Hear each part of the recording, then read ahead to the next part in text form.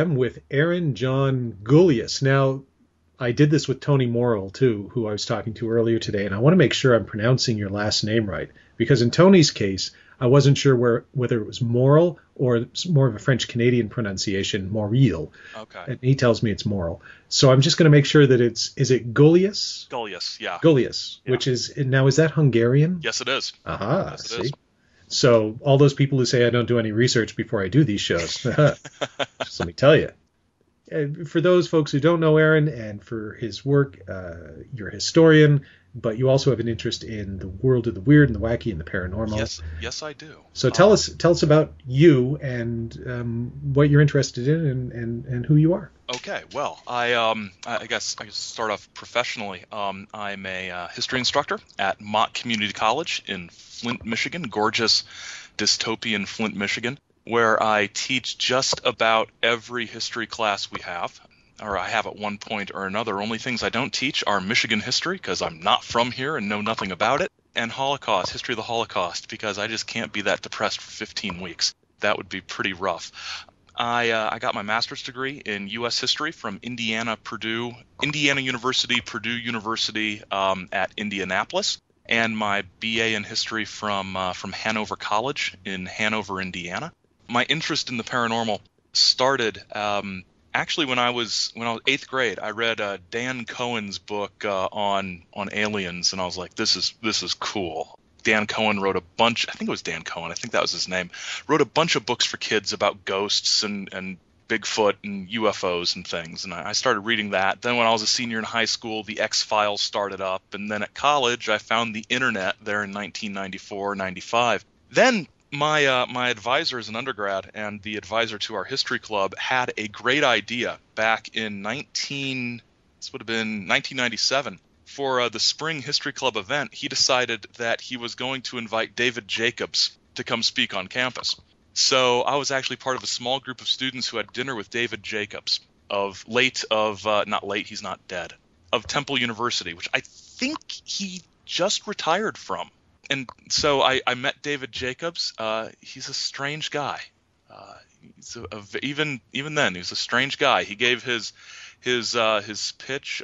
His book, The Threat, was just coming out, and now 15 years later, I'm sort of kicking myself for all the questions I didn't ask him, like what qualifies you to hypnotize people, and things like that, and how did you get tenure, and questions like that, and why does your UFO controversy in America book just trash the Contactees so badly, and just continue to play kissy face with Donald Kehoe, but I didn't think of those questions then. I was like, so what do you think the aliens want with us, Dr. Jacobs?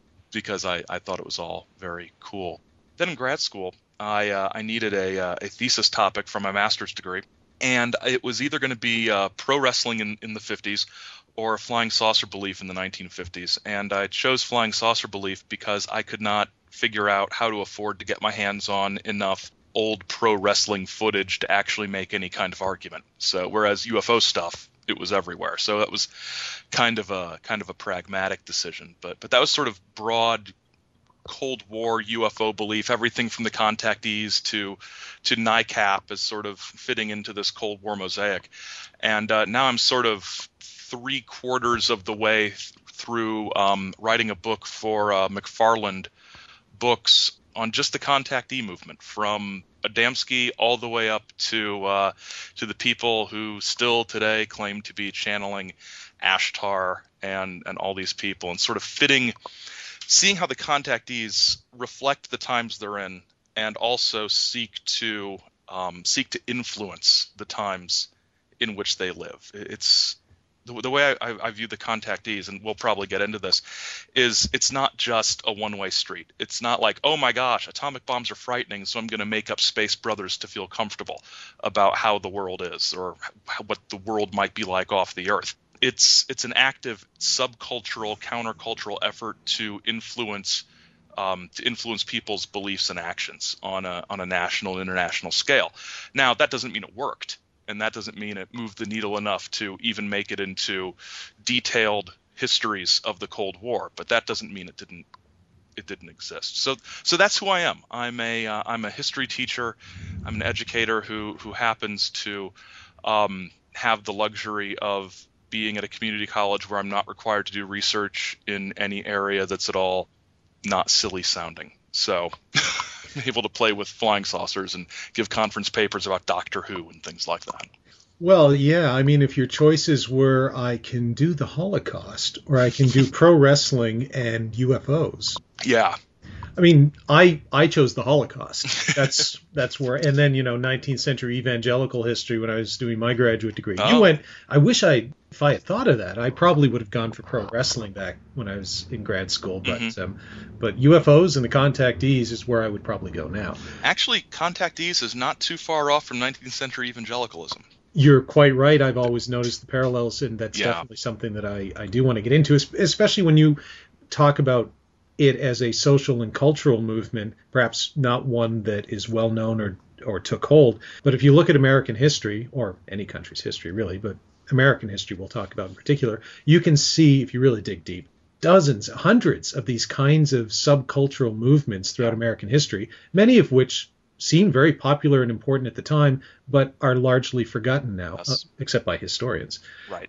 But if you look at the Contactee thing, we kind of look back on it, and anybody who would remember it does so, like maybe Greg Bishop kind of finds it interesting and amusing and is fond of it. But there's very, very few people, I think, outside the UFO thing that would know what you're talking about.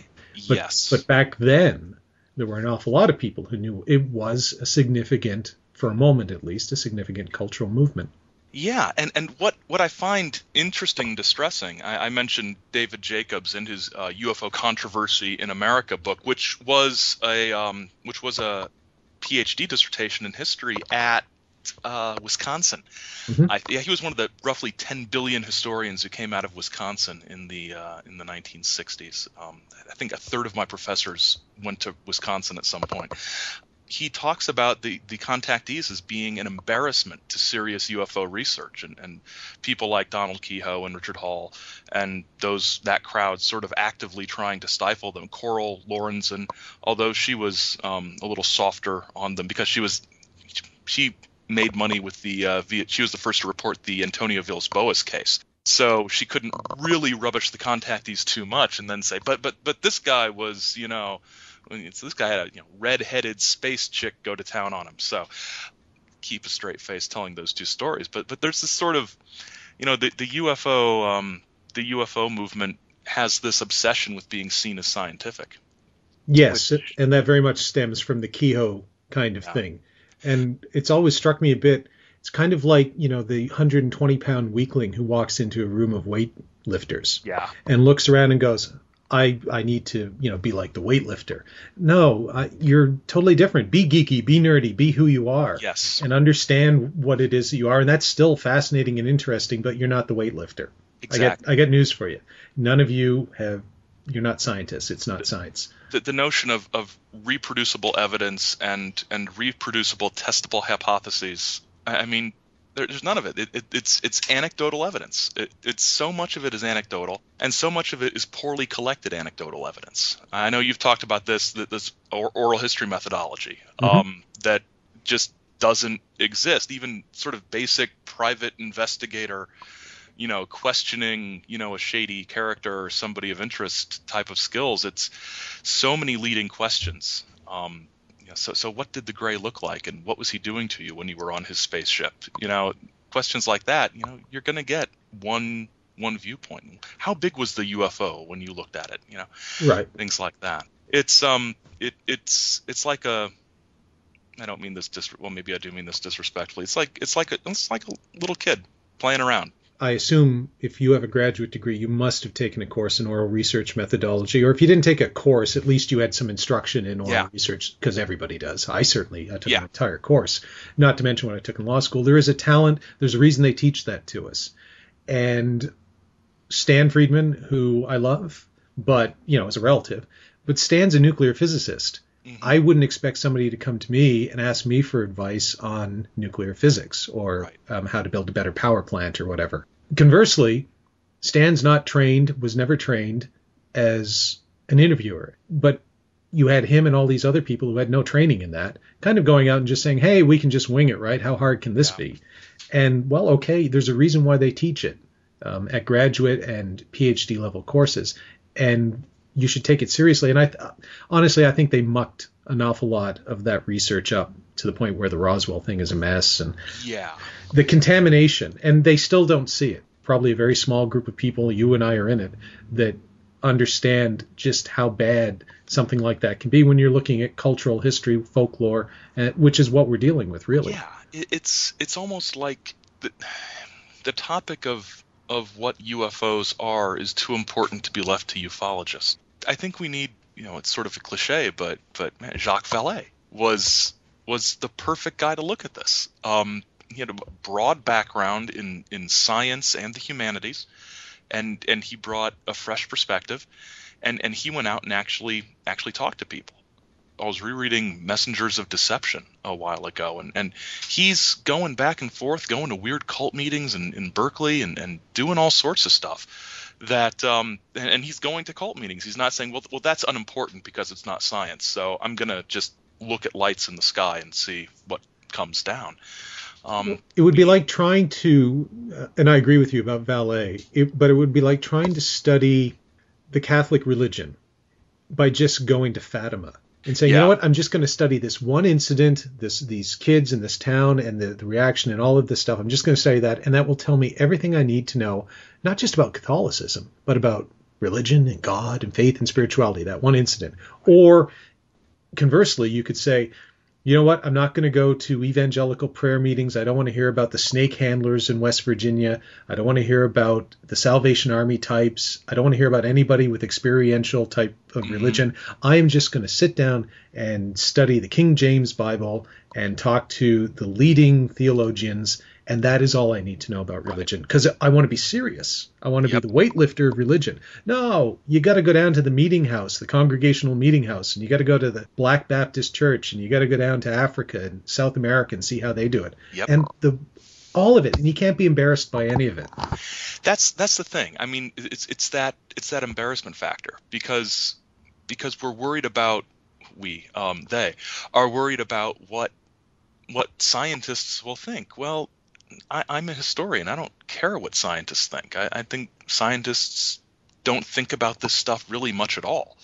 They're too busy being scientists, unless you're Seth Shostak or Joel Tarter, who really are more PR people than scientists these days. But it's or those days, whatever happened to SETI. But the thing is, I agree. I think it's sort of like the split between Thomas Aquinas on the one end and Hildegard of Bingen on the other. You've got the scholasticism and you have the mysticism, and you sort of need them both to understand the church in the Middle Ages.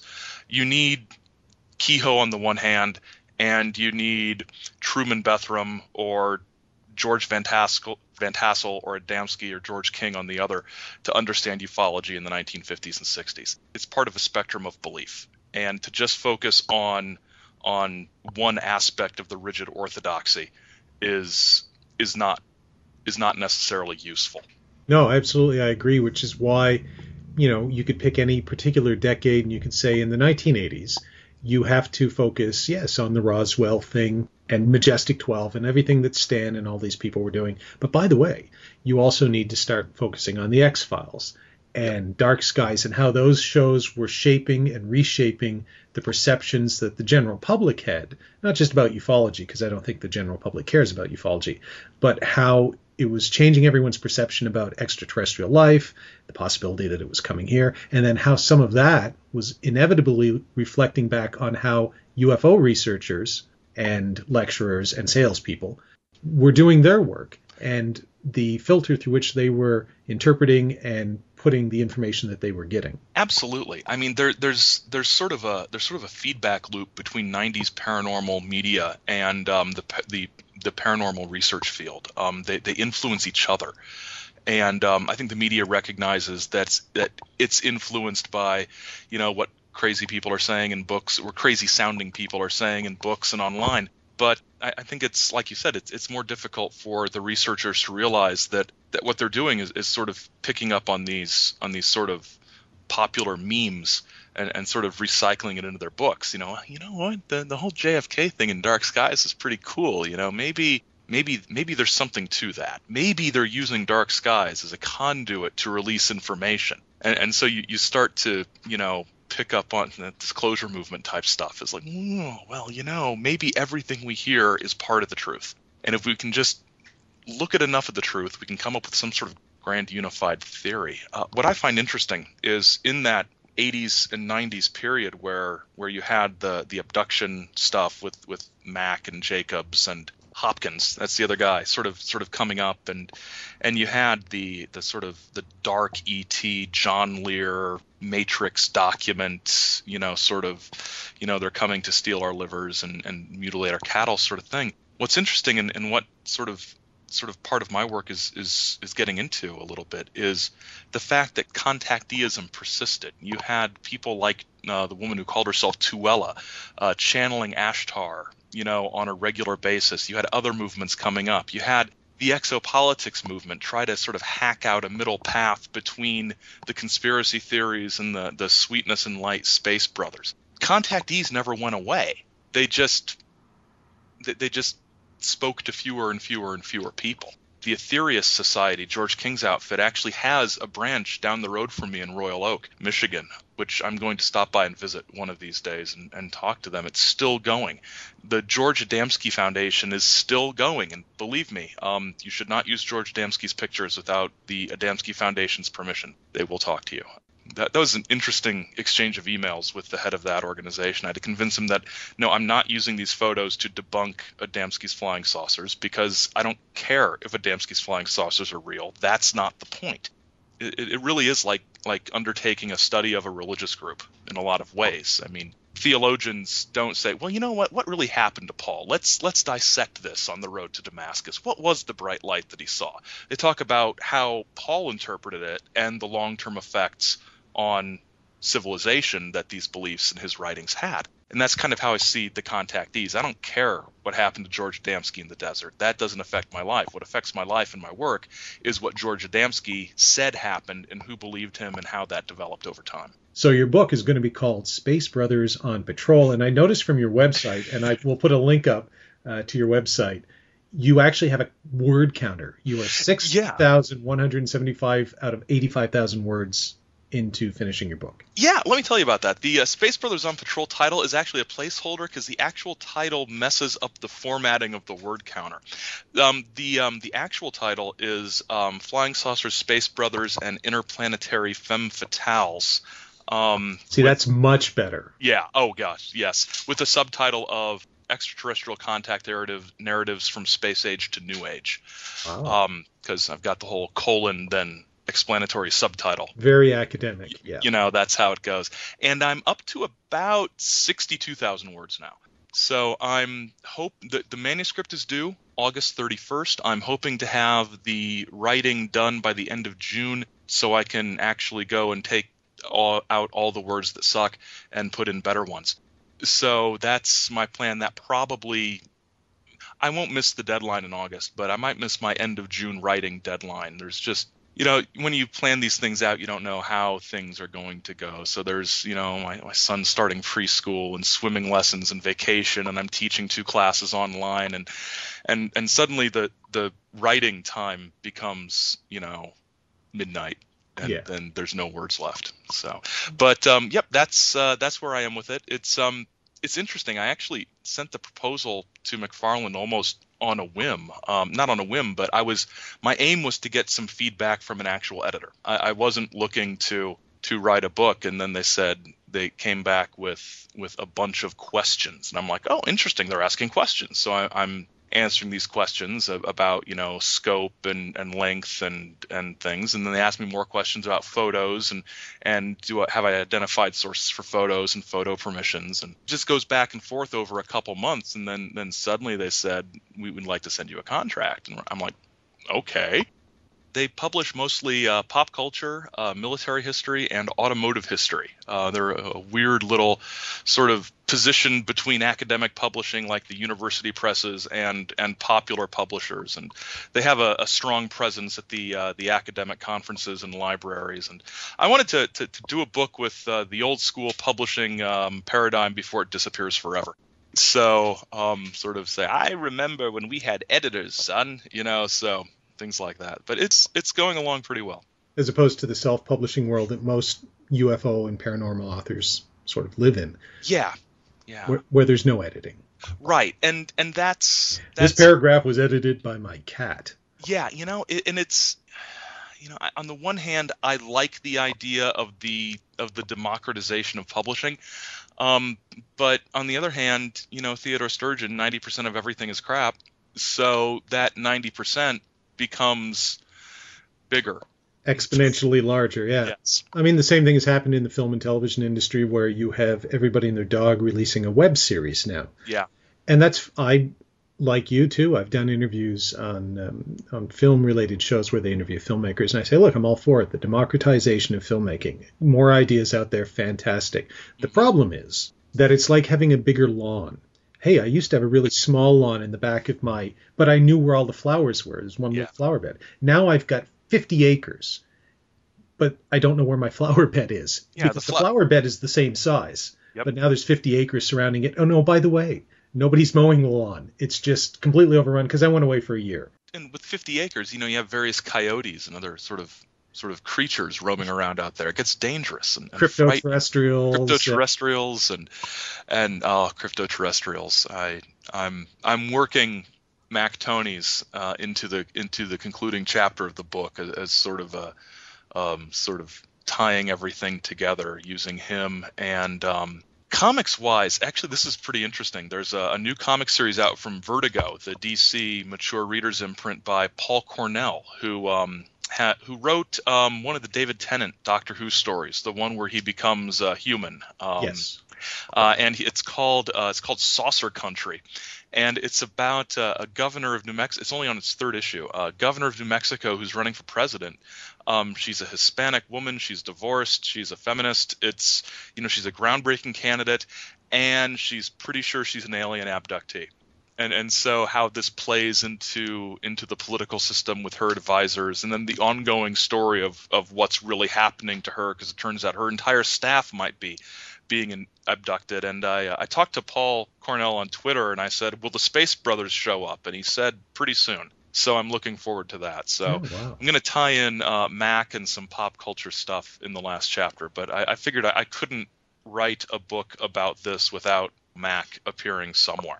On my personal website, there is, but there's very few days so far on my blog that I've gone by where I don't have something called Mac Thoughts. Yeah. And what I do is I just go to either his old Post-Human Blues blog or to his website, but usually to the blog. And I'll just, he had 10 years, I think, worth of writing. So every month he'd write about 150 posts. And a lot of it was him just posting, hey, I find this interesting. And he wouldn't comment. But then there would be a lot of stuff where he would comment or he'd write original stuff. And you just pull a paragraph out and say, look, here's an original thought by Mac Tony's that within that one paragraph, you're going to have more things bounce around in your head than reading an entire book put out by most UFO writers, or not to pick on UFO writers, but most books put out by any writer today. Yeah. Like, Stephanie Meyer or whoever writes those Twilight things. Oh gosh. Twilight. Oh God. The idea of Twilight, and this is way off topic, but Twilight as sort of this sort of loathsome youth trilogy thing sort of really is what put me off reading the Hunger Games trilogy for a long time, because I figured it was just the same thing. Then I read the Hunger Games trilogy and I was like, you know what? This would have been pretty intense stuff when I was in, 8th grade. This is pretty good. So I'm glad I read it. So consider that a ringing endorsement for the Hunger Games trilogy. But yeah, there's some loathsome stuff out there, and Mac's ideas, I sort of have sort of bookmarked a bunch of my favorites from the old Post-Human Blues blog, and I go back and read them occasionally when just my brain is stuck. And it's amazing how many ideas per square inch that guy could come up with. not just new original stuff, but slightly different takes on existing things that were just groundbreaking. His After the Martian Apocalypse book, I got it thinking, it's going to be like Richard Hoagland, whatever. And then I read it, and it's like, this is the cleverest argument for extensive manned spaceflight I've ever seen. You know, he's not making an argument about a face on Mars. He's making an argument about the human future. And I was just in awe of the sort of deftness with which he did that. The title alone, After the Martian Apocalypse, awesome. Somebody should make that a movie title. Yes. Note to self. No, I'm still working on trying to get Doing Time made so that. You're right. It is sort of about Mars, and it is kind of about the Mars anomalies, and there are those things in there. But it's also, you're quite right, it's a passionate plea to, hey, let's get off this planet. Let's become impassioned about space exploration again, just about things outside our own planet. There were all these ideas working around in his mind. You can almost see it if you got to know him. You could almost travel back in time and go, hey, I know exactly what you were thinking when you were writing this.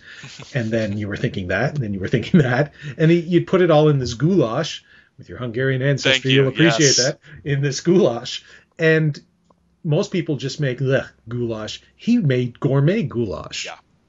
And the thing is, he was, it becomes a little maudlin in some respects to talk about it, but he had such a bright future ahead of him that, we're lucky.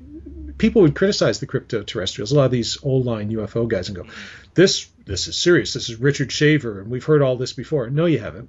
Yeah. You haven't heard this before. It's a different take. He's boring. He's expanding on it. No, by the way, he's not telling you that this is his answer. He's just putting it out as a thought experiment to get people to talk and to think. Yes, and it's when I read the crypto-terrestrials, it's difficult because that's not the book that he would have come out with. It's the book that his editor was able to cobble together. Yes. From what was available. So that's, authorially, that's a difficult thing. Well, Mac Toney said in the crypto-terrestrials, Mac Toney's editor said in the crypto-terrestrials some things that Mac might have rewritten 5 times. That's just the nature of the beast. But what he says is he's not talking about the hollow earth. He's not talking about strange creatures. He's talking about us. He's talking about how humanity views itself and how humanity chooses to see what it doesn't understand.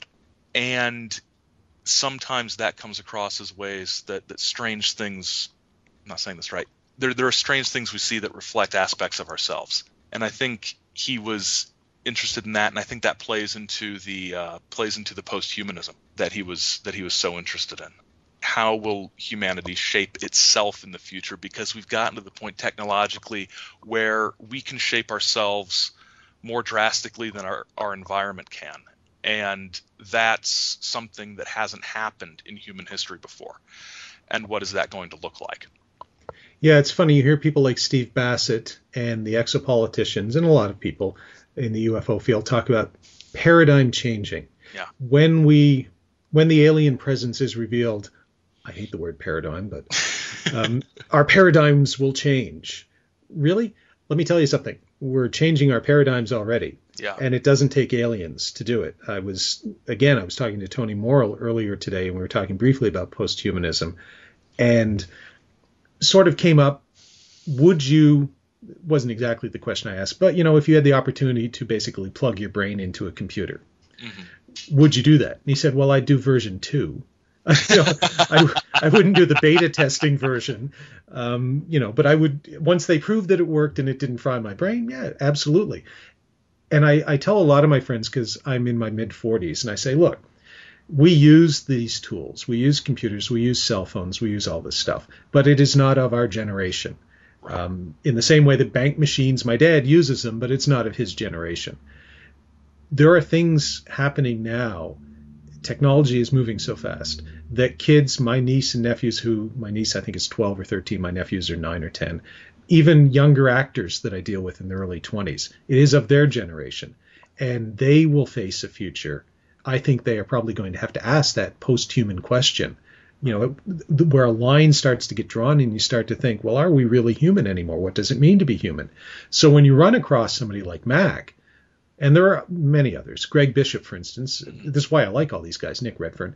In their own ways, they're all asking, well, what does it really mean to be human? Right. And if that means saying, well, okay, let's look at how aliens might be and compare ourselves to them, using it as a prism through which to view our own selves, then I'm fine with that. I think that's going to be the great question of the 21st century. What does it mean to be human? Where do we want to go from here? And I don't think the paradigm shifting is going to be from space aliens from outer space. It's going to be from within ourselves. And it's not a question that we're asking as a society. Even though these changes are taking place, they're taking place and we're not really thinking about it. It's just one day you wake up and go, oh, I can plug myself into a computer. We haven't done that yet, but, oh, I cannot possibly go anywhere without a cell phone. Yeah. I cannot not be in communication with the universe. Well, really? Because that is a paradigm shift. It is. From when I was a kid. And I'm one of those people who is constantly connected. One of the things, sort of paradigm shifting that's taking place is augmented reality apps on phones and the Google glasses that are coming out. I mean, it seems like, oh yeah, you look through your camera phone and it tells you when there's a little icon over a business door that you're standing in front of that tells you it's hours. So what? Well, this is a completely new layer of information that we are giving people access to and creating. That's huge. It's more than just a sign on a door. Oh, you can look at the door. I don't need my phone to do that. But it's on the road to these things being part of our bodies. It's the sort of the cliche of, one of these days they're going to just glue those Bluetooth earpieces onto your head and you'll be like the Borg. But it's coming, and by the time it comes, I was going to say it will be too late, but that sounds kind of alarmist. But it'll be too late. Feeling kind of alarmist tonight. It's a Friday night. Let's roll with alarmism. It's 2012. The world's ending. My calendar doesn't go past December 31st. That's troubling to me. So I don't know if I can get a new calendar if the world ends. I'm still using my 2011 calendar because it's got cute penguins on it. And, excellent. I'm looking at January 2011 right now because there's these penguins crawling across the ice floes in the Antarctic. And it's like, I couldn't find a good 2012 penguin calendar. So. Yeah. I mean, how many different devices do we need that tell us what day it is? You might as well keep the calendar you like.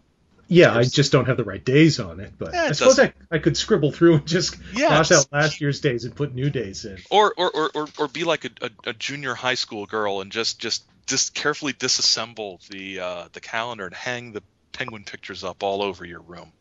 Wow. Okay. Yeah, I didn't like junior high school girls. Okay. I was in junior high school. So that would not be the best option for you.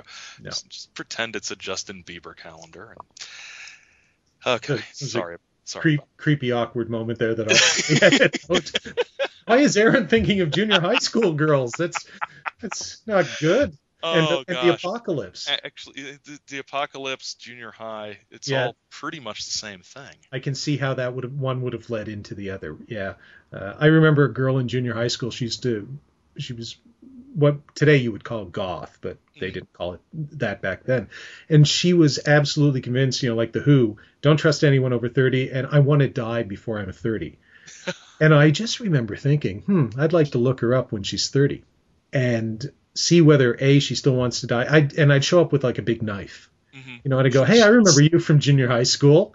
You wanted to die before you were 30. Well, by my count, you've got about 4 hours left. So how do you feel about that? And I'd just stand there with this giant butcher knife. And she'd be like with her 3 kids and her husband going, oh no, I've got to go to work tomorrow. And that's probably what would have happened. But there is a chance I could have shown up and they would have said, oh, she just hanged herself or something. And I go, oh, well, okay, fair game. All right. She walked the walk and talked the talk. Good for her. Well, thank you for evening out the creepy factor there. Exactly. And then I would have said, I guess I won't be needing this butcher knife. Here you go, kid. You can just keep that. Your mom would have liked it. So I probably just edit that whole thing out. But on the other hand, this is the other side of truth. So I don't know what truth we're on the other side of right now. I'm not sure. But it's entertaining. Yes, that's what these shows are. They're just all entertaining. How do I get us back? Let me think. Hold on. I'm supposed to be good at these segue type things. Right. So Nick Lidstrom's retired from the Detroit Red Wings. Yes. No, that's not going to get us back. I do. You know what? I'm just going to crash reboot Okay. I'm just going to go blue screen of death. I'm going to hit Alt Control Delete here. Boom, on the show. I'm probably going to put a Doctor Who sound effect in right now.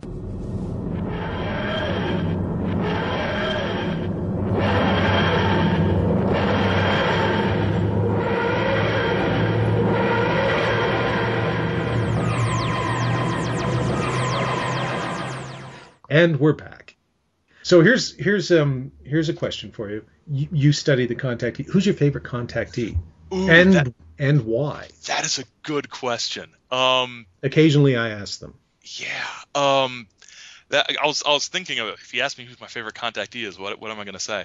I'm gonna have to cheat. I'm gonna have to say my favorite, and then I'm going to have to also talk about the one that I think is one of the most significant in a way that I didn't expect. Sure. Favorite man, Truman Bethram. Truman Bethram with his sexy space captain Aura Raines with her perky little uniform, and the fact that, like, in all caps and exclamation it was a lady spaceship captain. It was just this great thing, and you could tell that his wife didn't believe the story about the flying saucer, and everybody believed him but his wife, but Aura understood him, and it's just this whole psychodrama. And what's great is Bethram's book came out very quickly after Adamski's, and he talks about, at the end of his book, his I Rode Aboard a Flying Saucer. That was his first book. He actually goes to Adamski and tells him a story, and Adamski says that sounds about right, and then Truman's wife believes him for a while. But it's great because there's no spiritual stuff in it, really. It's not new agey. It's practical advice for living in this strange new world. It's very. I was in the Gray Barker collection. I got some great letters between Truman Bethram and Gray Barker before Bethram published his book, when he was in the process, and he's very open about it. He writes to Gray, "I got a really good ghostwriter for this book." So she's gonna tell my story really well, because I'm not a writer. I'm just, I'm a mechanic. So I went and found a good ghostwriter to do the writing for me. It's like, that is so refreshing. He's just like, nah, this isn't my thing. I'm just gonna tell my story to this person, and he's just, I don't believe him, but I want to. I want to believe, because I just want to. So he's my favorite. His book was the one I had the most fun reading. Okay, well, that's probably the reason why you would pick it as the favorite. Yeah, I enjoyed his story, and Space Babes. How can you go wrong with Space Babes? Yes, and the Space Babe it wasn't just like there were 15 Venusian women. It was like, right. No, she had a name and a personality, and she was in charge of the flying saucer, which is from a 50s perspective kind of interesting, and you didn't see women in positions of authority in most contactee literature. They were there as sort of accessories. Right, not just interesting. It's actually, and I mean, you can go look at Mac's website, because he would post these pictures, these old comic books of tube women. Yeah. It was always the women in the tubes, and the damsel in distress, and that was so it was beyond interesting. It was, it wasn't 1917 revolutionary, but it was revolutionary in its own way, because here you are putting a woman in a position of power and authority at a time when you weren't putting women. Watch episodes of Mad Men. It'll tell you all you need to know. Women were not in positions generally of power and authority. So it was, if not revolutionary, it was paradigm shattering. It's significant. It was significant. And sort of also significance wise, the one I was the most surprised by, because I wasn't familiar with her story. Yes, her is Elizabeth Klarer, Klarer. I found her story and bought her book. She wrote it in the 70s, but the story supposedly takes place in the 1950s. I sort of looked into her because the publishers really wanted this to be more than U.S. contactees. They wanted some global stuff. Sure. So, which I agree with. They sell books, like they said, we sell books all over the world. So if the book talks about more than the U.S., that's good. And I'm like, for purposes of the argument, yes, having these things make an impact outside of Los Angeles would be good. But Elizabeth Clare was South African. She was a white South African in the 1950s.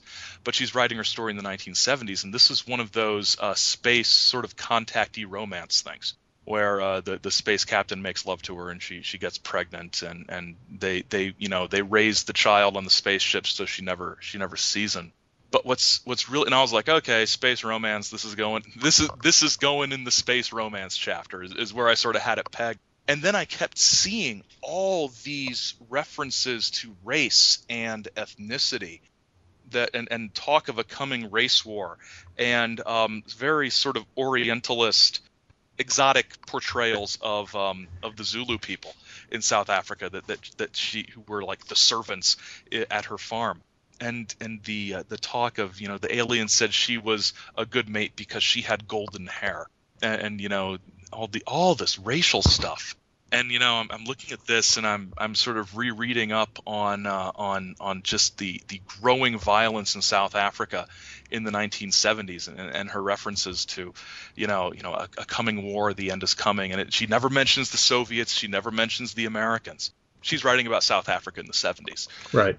Through this vision of this space romance in the 1950s. She has a husband who disappears after the second chapter. We never find out what happens to him. Because spaceman Akon, just like the hip hop guy from the Roots, Akon, spelled the same way and everything, is with her now. So that was the biggest surprise, and I think the one that I thought would be, I can probably get a page or two out of Elizabeth Clare. It's like she might get her own chapter. It's pretty interesting stuff. See, I'm no expert on the Contactees, but I know enough to say that I know something. Hanging out with Greg Bishop, yes, I could sit in his living room, drink beer, and by osmosis, if both of us were perfectly quiet, just some of his Contactee knowledge would seep over into my brain. Yes. So I've never heard of her. I'm sure Greg probably has, although I don't know whether he has or not either. How did you kind of run into her? It was one of these serendipitous things. I was looking at another woman who's a contactee who claimed to have been made pregnant by a spaceman. She was in England, because I was like trying to find references to European contactees when I was initially doing the research 6 months ago or so. And this one, it was just like a little news story. I think it was up in Birmingham or something, or Birmingham, where she was impregnated by an alien. But the person who summarized this on their website said the story is very similar to that of South African Elizabeth Clare. And I saw that, I was like, I Googled her, and lo and behold, her biography from 1970, her autobiography from 1979 had just been republished a couple years ago, and was available for paltry $12 on Amazon. So I got that, and it had a postscript by her son, who is not the alien son, but her Earth son, who is now, probably he was a teenager in the 50s, so an older guy. And it's like a postscript from a Christian perspective, and he basically says, I have no evidence that my mom met a spaceman, but I have no evidence that my mom's ever been a liar. So something happened to my mom. I don't understand it, but she believed it. And I thought, that's nice. That's sort of a nice. And then he sort of criticized some of the new agey aspects of some of the things the aliens told her from a more sort of dogmatic Christian perspective. But it was just this sort of like, I don't have any reason to believe my mom, but she's my mom. Well, it's a kind of a long and winding road, which is how research is done. Sometimes you find you're looking for one thing and you stumble across something else. I would just say, and you might find this interesting, as you might know from if you've read any of my stuff over the last year or two, I have an interest in synchronicities. Yeah. So as I asked that question, and you began your answer, I clicked on to your website. Now, I could have asked that question at any time, and I was going to click onto your I Knew Too Much About Flying Saucers website at some point, but I chose that moment to, okay, I'll click onto that from your historian page. First thing that comes up as you start talking about Birmingham is Space Demons, your post on Nick Redfern. Yeah. Redfern, of course, is from Birmingham. Yeah. And then, of course, this lady's son has the Christianity connection that you were talking about. And there it is. I'm looking right at it as you were saying that. I was just kind of particularly millennial fundamentalist Christianity as you were saying it. I'm just thinking, I'm sure it's just a coincidence. People that would listen to this that have criticized me for being obsessed by synchronicities. When these things pop up, it happened to me and Walter when we did Radio Mysterioso. We had this long run of them a year ago. But just little things like this, like, okay, what are the odds that I would ask that question at the same time as I do this, and he would be from Birmingham and all this stuff. Interesting. That is interesting because I'm not entirely sure it was Birmingham, but for some reason Birmingham came into my head. Now you're blowing my mind, man. I know. The thing is, I'm laughing when I say that too, because there's probably people right now going, is Kimball really losing it? Well, he said Birmingham.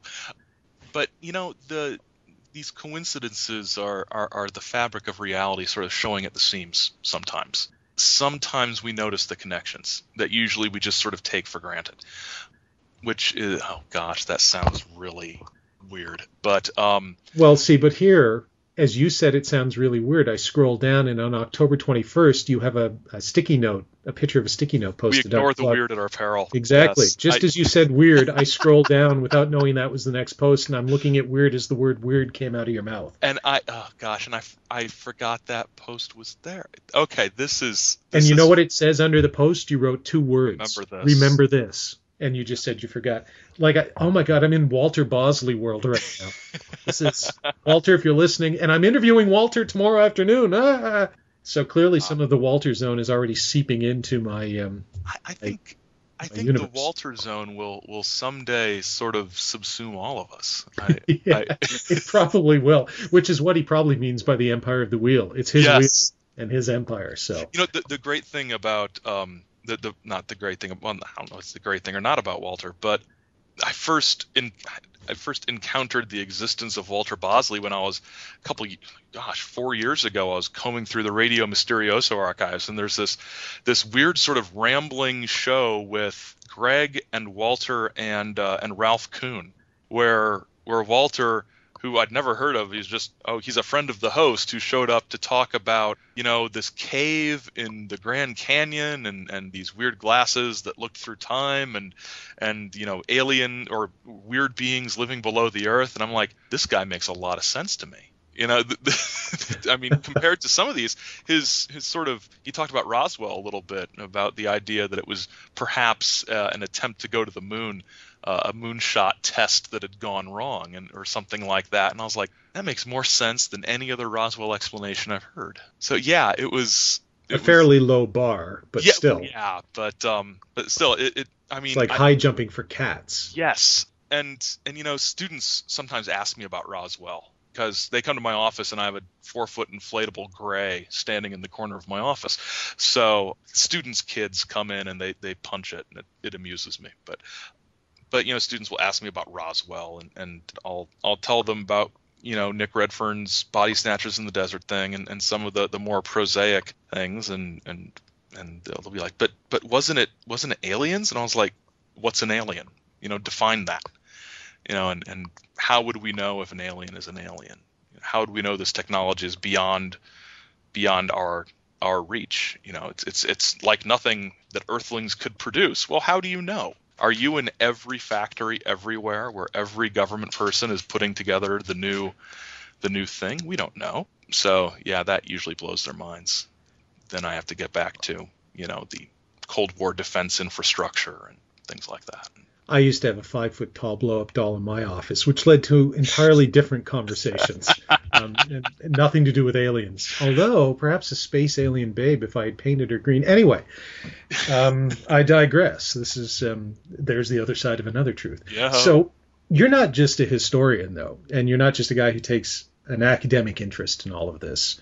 if you read your blog, which is called I Knew Too Much About Flying Saucers, and you post at it far too infrequently. I know. You've got, did you draw this picture in the notebook of space demons with the...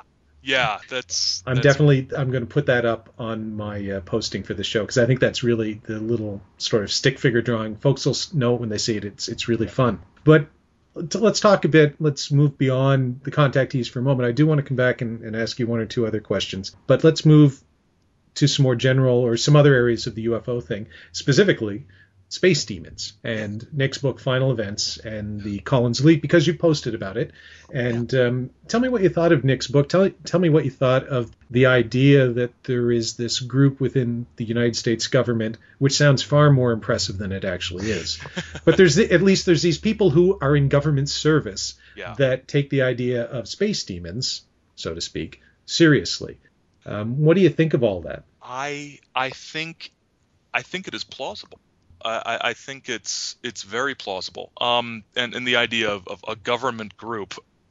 I am employed by a publicly funded educational institution which receives federal funds. So if a couple of my colleagues and I got together and decided to do something, we would technically be a government group. You know, it's a pretty broad kind of description, but you've heard it here first, folks. That's right. Aaron Gulyas, space demon spy. I'm part of a government group. Nice. I think that I did work for the state of Indiana for a year. That was depressing. But I think regardless of what the quote Collins elite may be, and there's some question of whether or not that's actually a real name or just a name that's been applied to them. I think the idea that there are some fundamentalists on the evangelical Protestant fundamentalist end of the far on the end of the spectrum that believe these things is absolutely true. Going back to the 1970s, there's been this intertwining of the brief reference to the Nephilim in Genesis 6 before the flood to aliens and abductions and things like that. And so you combine that with the notion of an eschatology that almost demands some sort of global conflict and demands the presence of a supernatural antichrist to deceive the elect or to attempt to deceive the elect. Calvinism confuses me. I'm not entirely sure who the elect is. But neither are the Calvinists. No, they aren't. But I make my students read parts of Calvin just because I had to. So it's also a good way of understanding capitalism. It is. Some people just have it. But I think it fits in. I think it's my question isn't whether or not there is a group of influential evangelicals who believe this kind of millennialist eschatology that involves evil infiltrating aliens. It sounds weird, but I have no trouble believing that people believe that at all. Of course not. The Republican Party's on television every day, so it's deeply troubling what has happened to my party of good old Jack Kemp and sweet, good-natured Richard Nixon. But I actually have a friend who uses as his Twitter profile picture Richard Nixon. Nice. He thinks he's the greatest president of all time. So. No. But that's what I tell him. Yeah. And he does it slightly tongue in cheek, but yeah. I think there's more good there than some people think, but the bad was really bad. But yes. But I've no trouble believing any of that at all. My question is, and what I have not seen enough evidence of to convince me, is that these people have some sort of major influential policy role. And that, the sort of conspiracy theories that a Collins elite or something like it is actively pushing the formation of policy. I see more evidence for much more prosaic reasons for our policies, foreign policy wise. I agree and disagree. I think the idea of a Collins elite, whoever Nick was profiling, talking about space aliens and UFOs and people being terribly interested in that, no, I don't believe that that's the case. I do believe that this small group of people did exist, but I don't believe they were influential in any way. Having said that, I also think that if you look at some of the things within the American body politic, and if you look at the long view of American politics, these movements have come and gone and come and gone again. You talk about the 19th century notion of dispensationalism, which is what I studied. And you look at things like the United States Air Force Academy, indoctrinating its students in Christian theology and, in essence, telling them we're going to fight a holy war. This is some sort of modern crusade. And even the language you were getting from George Bush and some of his cabinet ministers, even the language you still get from people in the Obama administration is very troubling, and it's all part of this broader social movement. So Nick's book, weirdly enough, fits right in there, but it fits over in a teeny tiny infinitesimal little corner. Yeah. But like many things that fit in those teeny tiny infinitesimal little corners, if you pay attention to them, they illustrate a broader picture. For instance, the dust bunny in the corner of my room illustrates that my apartment is filthy in general. But, the dust bunny itself is not determinative of whether or not I'm a slob. But it's a clue. Yes. I think that's what Nick's book is. It's a dust bunny. It's a clue. I think it's a useful piece of a very, very large puzzle. And I think Final Events is I think I like it. I enjoyed bits of it. I think it's important. I think it's important because this is the sort of research into what's going on with extraterrestrial belief systems or belief systems regarding the extraterrestrial that will actually impact us. And I do concede your example about the Air Force Academy. There was some weird stuff going on there for a while. And possibly still is. I don't know. Air Force people are Walter's gonna come after me now. He's an Air Force guy, but I think that Final Events is possibly a more important direction to go in than some directions that other paranormal researchers have gone into. Because I like looking at the connection between like guys like L.A. Marzulli and Russ Dizdar that I mentioned, and Bob Larson's book, which is horrible. It was a typical 1997 Heaven's Gate cash-in sort of thing. UFOs and the alien agenda. Yeah, Bob Larson is actually a radio exorcist now.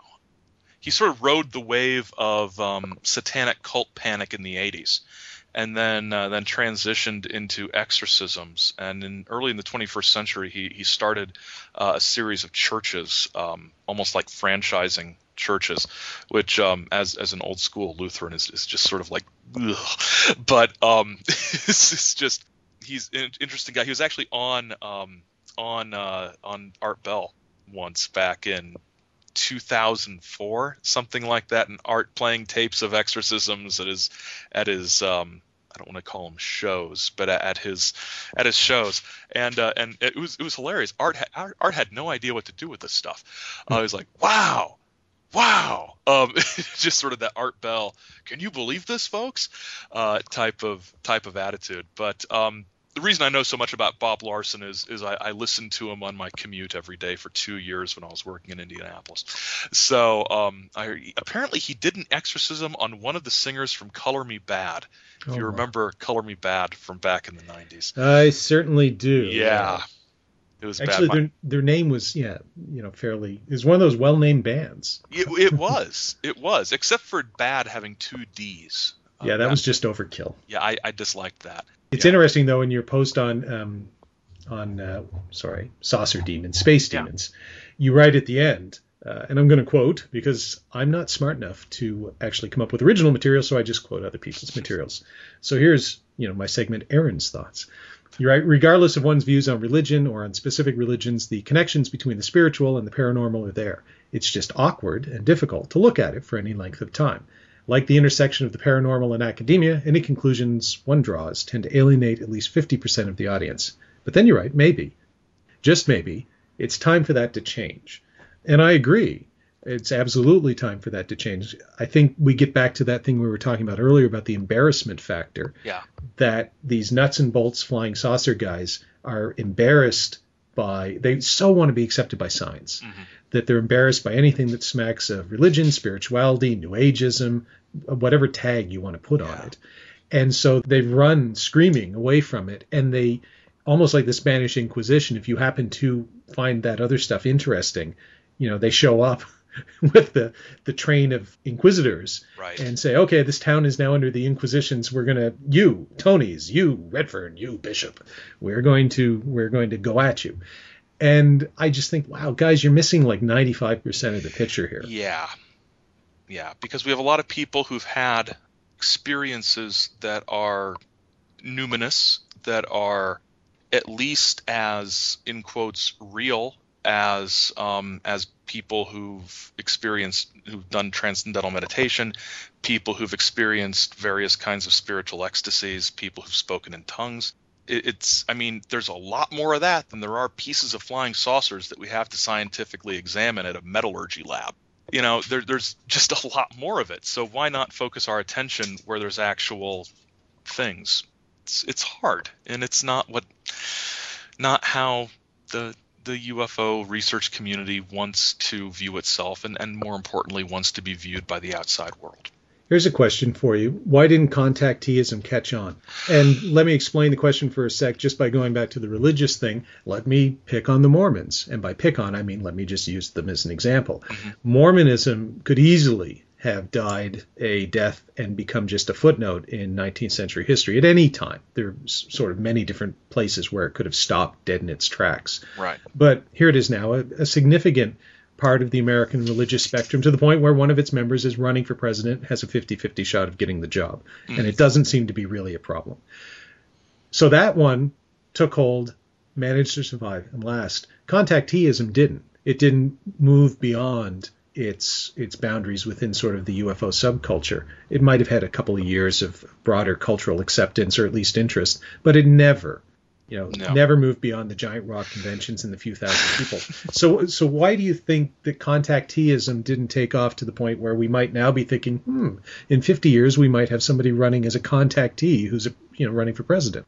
The reason is, I think, it's because the contactees were by and large liars. And they were not just liars, they were spectacularly bad liars. And their lies and their frauds and their falsified credentials and their weird photographs of hubcaps were not just exposed in the flying saucer press, they were exposed in major newspapers and news magazines of the time. Whereas the nuts and bolts flying saucer crowd could go to the public and say, hey, we're honest. We're just looking for answers. And the thing, and so the public was just like, why should we pay attention to frauds? Well, because the frauds are more interesting. And the frauds were such spectacularly bad liars because, at least I argue, there's different layers. Yes, they were trying to sell books and sell seats to their lectures, but they were also making serious points about atomic weapons testing and about racism and about the economy and about international relations and about spirituality. And they dressed it up with flying saucers because you know what happens if you start talking about the need to disarm in 1952 in the United States? You're a communist. You wind up in front of the House Select Committee on Un-American Activities or exactly. something. Exactly. And on a more practical level, you don't get work. You don't get a job. You don't have a way to feed your family. And so they dress up ideas that, especially in the case of a guy like George Adamski, in the case of George Hunt Williamson, in the case of George King with his yoga, spiritual and political ideas that they had since the 1930s and 40s that they had been pushing in various venues. It's interesting, and I don't want to interrupt, but I have a tendency to forget things that I find interesting if I don't. So it's just something you said that touches me. If you compare the two, let's compare Keogh and his group, NICAP, those folks, to the contactees. Keogh and his group, Keogh was military, but there were members of NICAP who had military connections, who were in the military, who had intelligence community connections. Yep. Very serious. They would show up on the major talk shows and be interviewed by somebody like Mike Wallace and shirt and tie and terribly serious and here's what's going on. Yes, there is a cover up. The government isn't telling us everything, but you know what? The government's good. It's not evil. Yeah. The system, we believe in the system. I fought for the system. We're normal people. We just want to find out what the truth is about this abnormal thing. But they fit within the mold. Yes. And yet the contactees, if I'm in the government in the 50s, I'm looking at them and going, these people aren't just nuts. We need to discredit these people, because what they're talking about is not, oh, what are these flying saucers? They're talking about reordering society. They're talking, This sounds strangely like socialism to me, or pacifism. That guy sounds like Eugene Debs, only he's talking about space aliens. Yep. And the message here, this is dangerous. So, yes, there were obviously liars and frauds within the Contactee movement, but I can also understand why the intelligence agencies and the government would have had a vested interest in portraying all of them as disreputable, dishonest, and trying to, quote, quote, debunk them as much as possible, because from a social perspective, they were dangerous. Absolutely.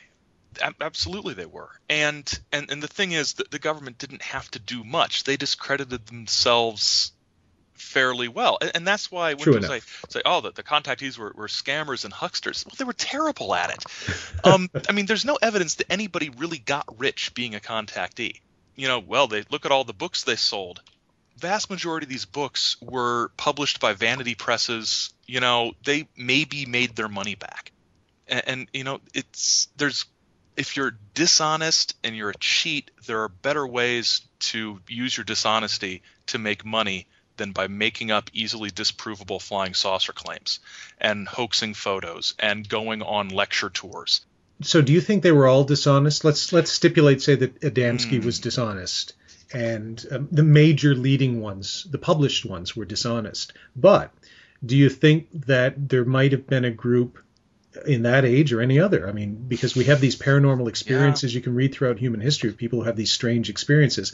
Do you think that when these people popped up in the 1950s, in a technological age, there were people out there who were having genuine experiences in the same way that they might have had them in 1810 and filtered them through, hey, the preacher tells me it's this. Yeah. And these people latched on to these dishonest hucksters and found their message compelling, but also had a genuine experience that they couldn't explain and said, well, we're in the rocket age. This guy makes more sense than the preacher down the road. Is there that element within Contacteeism? Oh, yeah. I'm not sure I would use I said they were liars. They presented themselves in a less than honest way, but that doesn't necessarily mean that they didn't have experiences that were, that doesn't mean they didn't breach that liminal space. Well, for the sake of argument, I think we can stipulate. Let's just say that the major ones like Adamski were liars, but the thousands of people that would go to Giant Rock or who would attend lectures or whatever. Sort of what I'm asking is, were they all liars, or do you think there is, within the signal to noise kind of cliche, is there a signal within the Contactee movement that sort of the nuts and bolts guys have lost because they've just focused on the noise? Oh, that's a difficult question. I ask those on occasion too. Yeah. I get the impression that some of the lesser ones, so some of the lesser well-known ones, might have experienced something, that there might have been something at the core of what they experienced. There's one pair of women, Helen and Betty Mitchell, who ran into some Venusians in a coffee shop in St. Louis back in, I think, 1956, and they told their story at a few UFO meetings, and at one of them somebody wrote it down and Gray Barker published it, because Gray Barker published everything. And now it's out of copyright and it's on the web, so haha. But it's so just unassuming and straightforward. We went out behind the barn, and that's where their flying saucer was parked. I mean, it's guileless. It's like Marty McFly in Back to the Future. Hey, I'm just going to park it by the sign and cover it with trees. Yeah, it's almost too naive to be a calculated lie. I don't know what some of these people experienced, but like the abductees, I'm convinced that some of them experienced something. But we don't know currently how to get to what that was, and we never will, now that most of the contactees are no longer with us, no longer on this plane. Although Adamski was reincarnated as a member of the Venusian ruling council, I have recently found. So. Right. I did have the pleasure of meeting quote quote Reverend Bob Short. Wow. Who was a very minor figure back at the time, but when I was at the RetroCon at the out in Landers, California. So I got to go to Giant Rock. I've been there a couple of times. Oh, man. But got to go inside the Integratron. In fact, they did the whatever you think about the Contactees and all this stuff. The Integratron is a really amazing structure. It is. Engineering-wise, it's amazing. It is fascinating. The acoustics, like sound engineers would love it because they had the you would play the glass. People sit there and they have glass bowls in front of them and they play in the woo, kind of new agey sounds. But with inside and so we're all lying on these mats. And, close your eyes and try and commune to nature and stuff. And at first I thought, well, this is daft. What am I doing here? But then I thought, you know what? Let's just roll with this. Let's have some fun. And I was the last person to leave. I'm not saying I communed with any, alien spirits, but I just thought, This is really peaceful. I mean, I was having a stressful day. This is nice. I'm just going to stay in here for a while, folks. So there, the content, and I can see why they would go out to Giant Rock too, because it's out. Greg loves that the desert and everything. Yeah. It's out in the middle of nowhere. It's this giant rock, and it is, as long as there are no dirt bikers buzzing about, it's really peaceful. Coming from a coastal community like I do, I go out on the rocks at Peggy's Cove, and I can sit there for an hour or 2 or 3 and just kind of think and all that sort of stuff. And that's the same sort of thing that I think the Contactees were doing at these movements. So anyway, I met Reverend Bob Short, and he was a fascinating guy. And he was a lot of fun to talk to, and he did some sacred prayer to open the whole thing where it was some kind of Native American meets New Age meets Star Trek prayer or whatever it was. And I thought, this is probably all kind of hokum, but he seems to believe it, and he seems sincere. And if he is lying, he's a good-natured liar. And I can live with that because he's not trying to sell me anything. Yeah.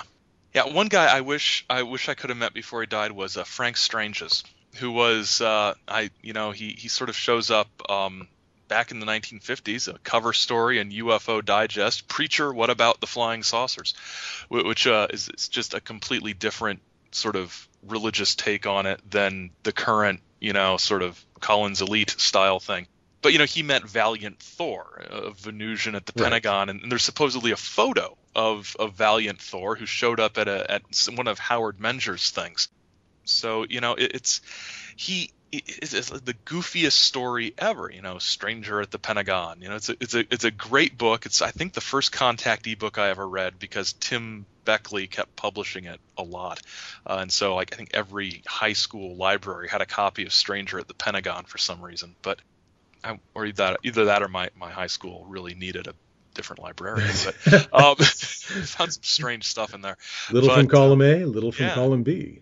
Now, what do you think all this says about our society and our culture, comparing, say, the 1950s contactees, even into the 60s, with our more modern X-Files Beyond view, which is to say, back then, yes, atomic weapons, and they were afraid of the end of the world, but they said, look, we can't have these things because there's such a bright future ahead of us. We have to survive and embrace it and move forward. Now, and that's one kind of religion. That's even one kind of Christian religion. Mm-hmm. Now we have a different kind of space religion, Christian religion, all melding together, which says things are dark, things are bad, the end is coming, and, we need nuclear weapons to make sure we're on the winning side of the end. Right. Heck, let's start it. The end has to work out the way a sovereign God has decreed it to work out, and thus we have to make conscious decisions to make God's will come true. And that's where I sort of go off the rails with that sort of stuff. But yeah, I think that's a good observation. But what does it say about us? Or not you and me, because we're clearly rational and sane people. Oh, absolutely. But what does it say about the general culture that we're living in? I mean, it's scary, isn't it? It does. And I think it says that some people are living with very little hope. People are living with very little optimism for the future, clearly. And I think people are looking for a way out that vindicates them from anything bad happening. Prophecy has decreed this to be the way things are going to be. So if this is the way things are going to be, why bother? It removes the necessity to take a moral stand and to take sort of, responsibility for your actions, because you can always just say, well, this is the way God has ordained it. Who am I to question God? Right. I mean, and it goes back to Calvin. But, doesn't everything. Well, thankfully not. But I explained capitalism once. I was teaching a class of undergraduates when I was doing my graduate work, and I was trying to explain to them the difference between Calvinism and free will, which is, the predominant theological Christian bent of the last really 200 years or so. And I said, well, look, here's what you need to know about Calvinism. And I said, here's the class. There's 50 students in here. All right, you two go sit over there. The rest of you move your desks over there. Okay, now you 48 are going to hell, and there's nothing you can do about it. You two, you're going to heaven because I've decided you're going to heaven. And frankly, there's nothing you can do about it. Right. And they go, well, that seems unfair. And I said, yes, that's Calvinism. And by the way, that's where capitalism comes from.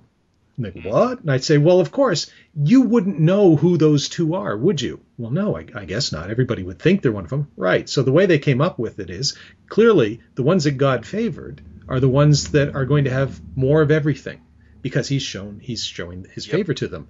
So let's work hard and let's try and accumulate as much as we can. And if we have the big house on the hill and the white picket fence and the 8 kids and the 20 cars or horses or whatever you'd have, well, you're one of the elect because God has favored you. And they're like, wow, these were first year, 18-year-olds. They went, really? And I said, yes. They're probably out in the streets of Montreal protesting now.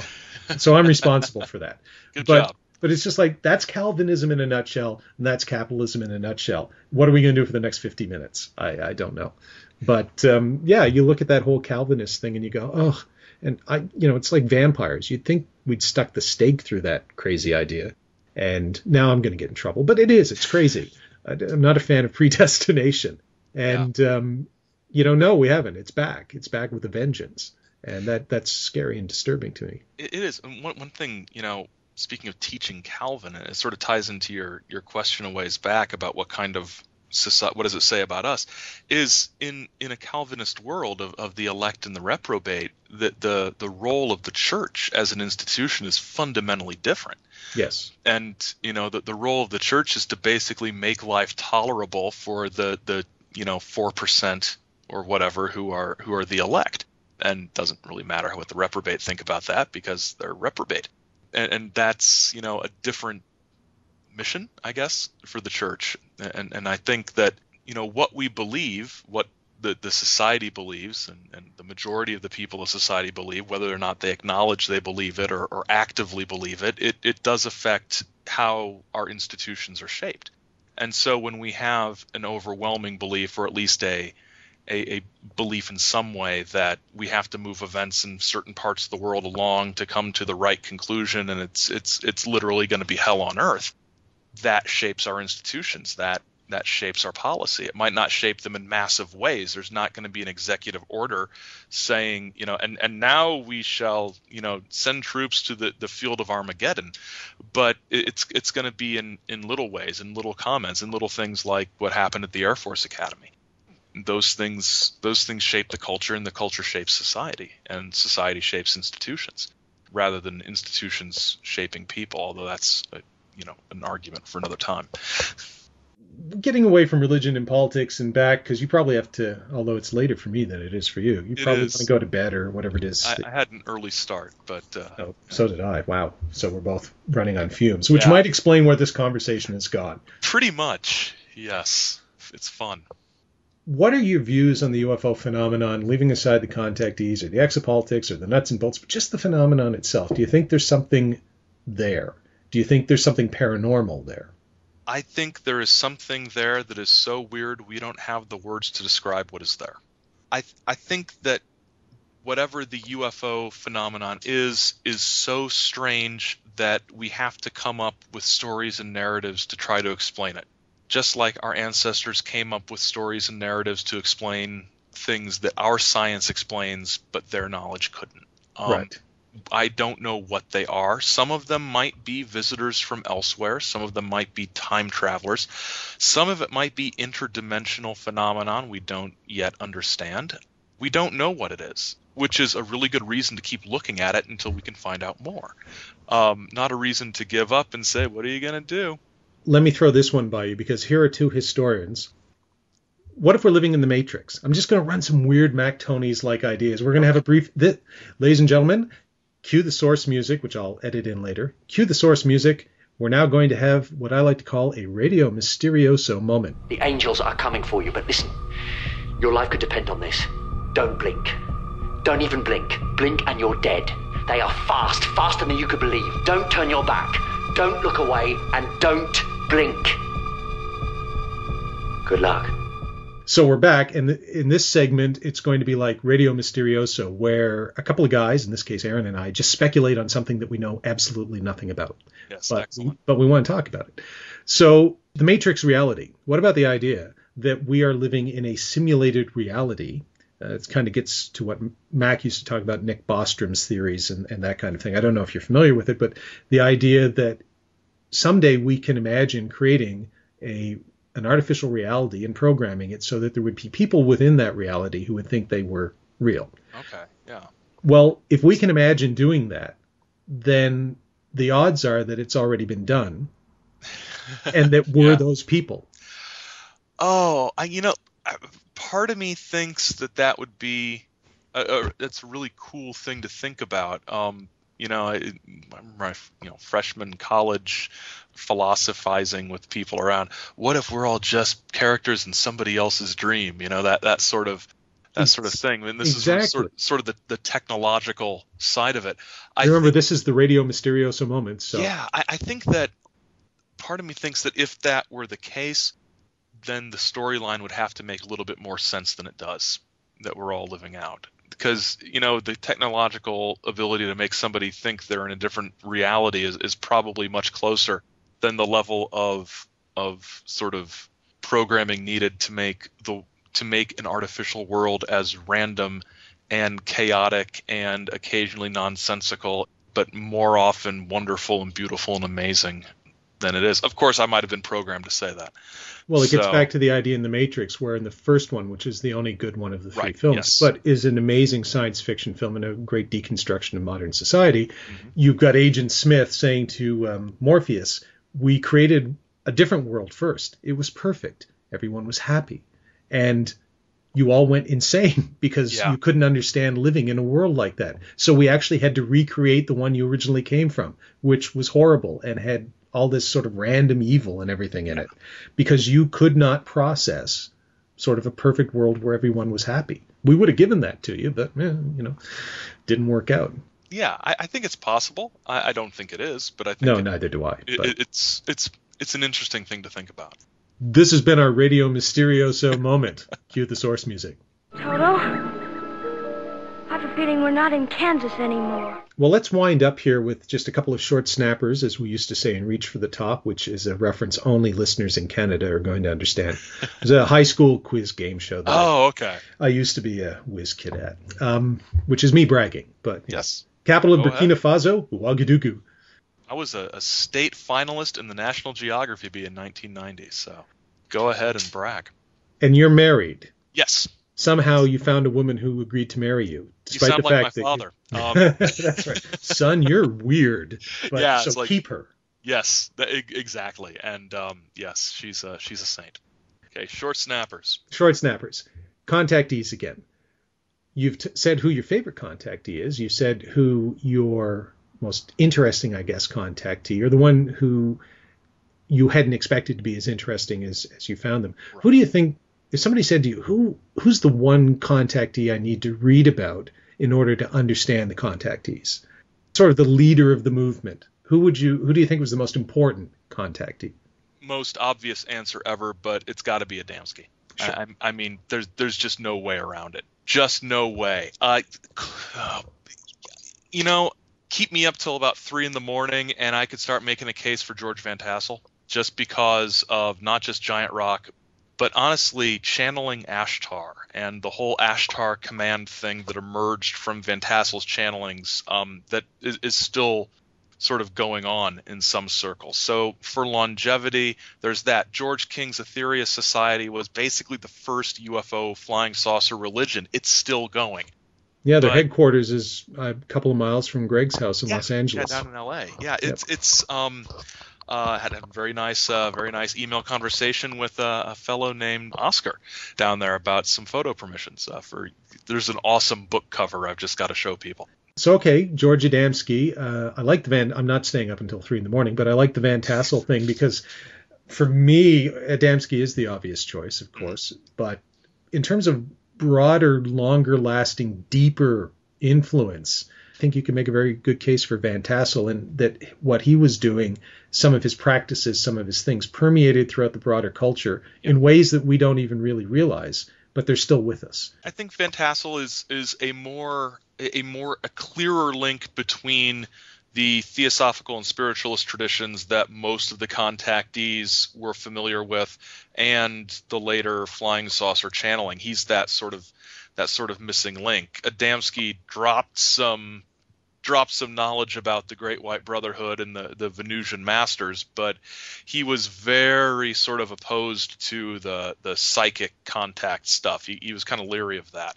And so he never really went full bore spiritualist like somebody like King, or especially King or Van Tassel did. Who would you count, sort of a short snapper that I ask a lot of people, who would you count as influences today? Who do you look to today within the flying saucer community, if you will, as people who are doing we already know Mac would have was and would have been continued to be one of them, but who else do you sort of find interesting, shall we say? Greg Bishop. I have his giant Excluded Middle anthology, the Wake Up Down There, just the broad range of topics that he covers on his show and in the magazine was really good. Apart from those two, Nick Redfern is, I'm sort of hitting all the sort of obvious ones for people like us, but Nick Redfern, just for his prolificness, just sort of jealous and in awe of the just amount of words he pumps out. It's pretty impressive. But other than that, actual, UFO research field guys, unless I'm missing somebody brand new who's come along in the last dozen years or so, I don't really see anybody saying anything new. Last question. Yeah. John Keel. What do you make of John Keel? Are you a fan of his work? Are you a fan of his writings? Do you find him an interesting person? Because people like Greg cite Keel as an influence.